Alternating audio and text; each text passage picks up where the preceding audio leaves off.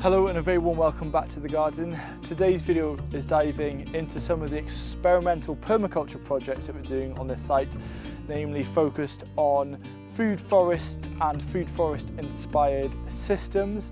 And so this video is sharing the strategy that I'm following to try and ensure that I maintain high productivity, which will mean a little bit more care and maintenance compared to a normal food forest, but also trying to be quite pragmatic about it, trying to understand that there's no such thing as an input where you put in like no effort and you get a very high yield. That system does not exist. And so really it's about creating a balance. And so this, as I said before, it's very experimental. Just want to open up that discussion about creating kind of balanced food forest based systems on this site so we can feed ourselves and we can also boost wildlife.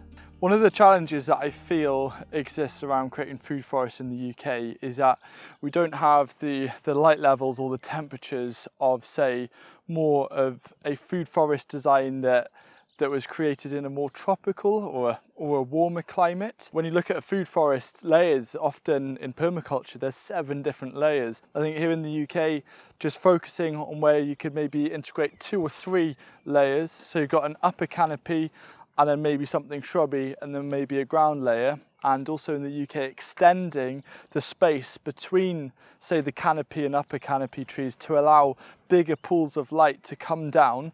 I think that is where the real magic happens. But again, this is just theory. So one example behind me, which Neil is very kindly doing a bunch of scything around, we're creating a bit more of a wild orchard where we're going to be a little bit laid back on the pruning, and we're just clearing around the stems to keep them nice and clear.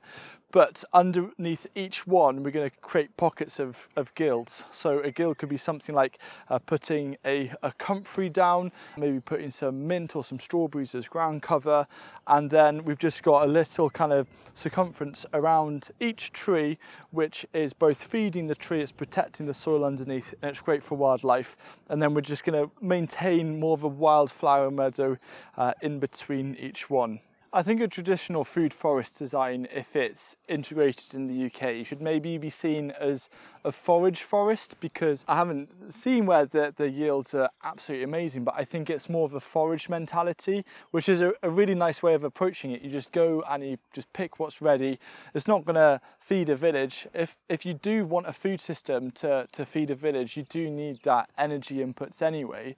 But there is one specific agroforestry system that is food forest based that has very much excited me ever since I saw it, and it's the idea of a linear food forest, this is the very beginnings of one, and this has been very much inspired by what James Reed over at Tappernoth Permaculture Farm up in Scotland has created.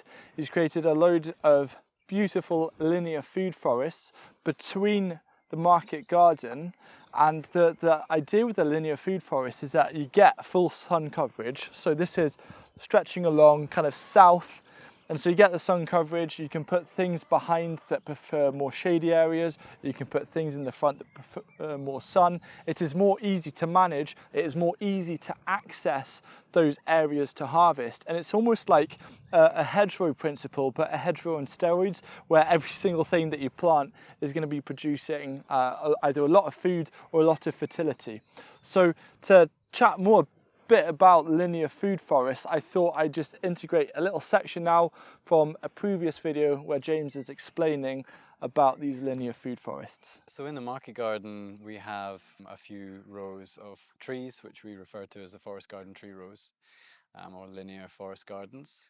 And it was important for me with regards to design in the early days of the market garden to make sure that we had that injection of perennials throughout the annual system. For dividing up the plots, we knew obviously it would act as wildlife corridors throughout the garden, real areas for the biodiversity and animal populations. We wanted to have fruit available for our CSA veg boxes, so we were putting hardy fruiting species in as hedges. So we've been planting crab apples and damson, sea buckthorn, roses. That means that we're getting many functions from that one hedge.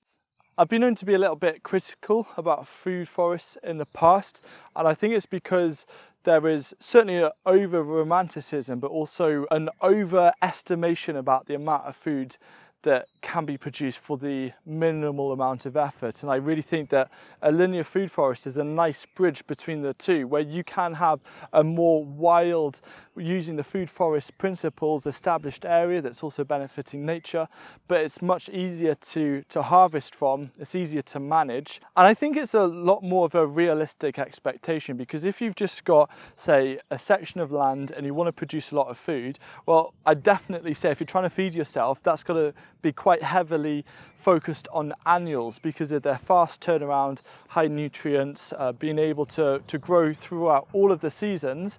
And then around the edges or around the perimeter of the annual focus, you then have a linear food forest as a supplemental boost of food and nutrition, but also of biomass in which you can create compost out of. My experimental approach for establishing this area is understanding that the first 2 or 3 years I need to be on it with the management in terms of making sure the grass doesn't get too tall, and to make sure that I mulch all of both the soft fruit and the trees, and to start adding other things such as ground cover like mint and comfrey. I'll use comfrey as a chop and drop material, of course.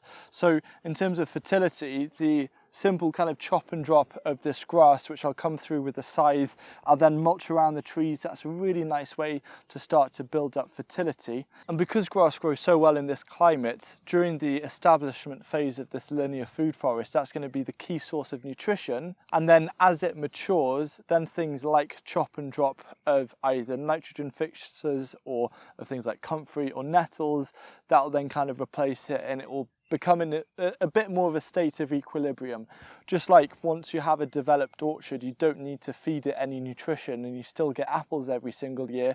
That is the end goal for this. It doesn't mean that there's no maintenance whatsoever. It's just the maintenance is more so in just kind of gentle pruning, maybe gentle clearing of areas if anything becomes overbearing, but to be hands off and treat it like a very productive, forageable hedgerow. By the way, just a little bit of a plug for a collaboration I'm doing with Direct Plants, where I've got all of these soft fruit from. We've got a really nice soft fruit bundle, which is much cheaper than what you can get from, say, a local nursery. Just if you're wanting to create a mini linear food forest with about 10 different types of soft fruit, there's a link down below to check it out. This is a different type of linear food forest approach that we're doing. It's on a berm that has been created by a digger, hence we've got the bare soil, and it's a horseshoe shape, and the idea is to create a nice like little microclimate, and to also work with the added growing space of having a raised curved bank, which can also help with drainage as well. Now, the goal for every single kind of food forest system that we want to do on this site is for it to eventually become 100% perennial. But in the interim, for example, this bare soil, I don't really want that bare soil. I could put in a lot of mulch, but my thinking is to actually put down a cover crop, for example, Phacelia, and maybe just add a little bit of compost over the top, just to scatter, just to add a little bit of fertility. So to plant Phacelia or vetch or something similar, and then chop that down and let that break down a bit like a mulch over autumn, and then can start to plant up all of the gaps over winter time. One of the ways to fill in the initial gaps within the food forest is to plant using a low compost method of planting, where you dig a hole, add compost, but also other mulch like seaweed, etc. This is a squash that we've then put some cardboard around. We did the exact same method last year along this terrace. It worked an absolute dream.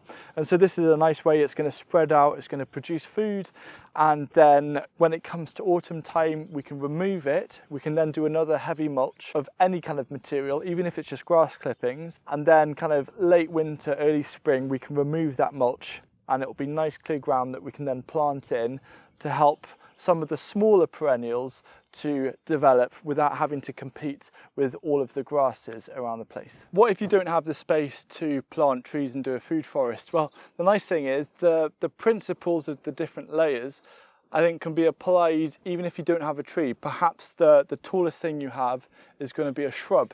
This rose here will get to about 1.5 to 1.8 meters high. And so you could think about, say, like the understory. We've got some strawberries coming through here, some currants, gooseberries, etc. And so don't feel like you have to miss out if you don't have the space to actually put in some trees.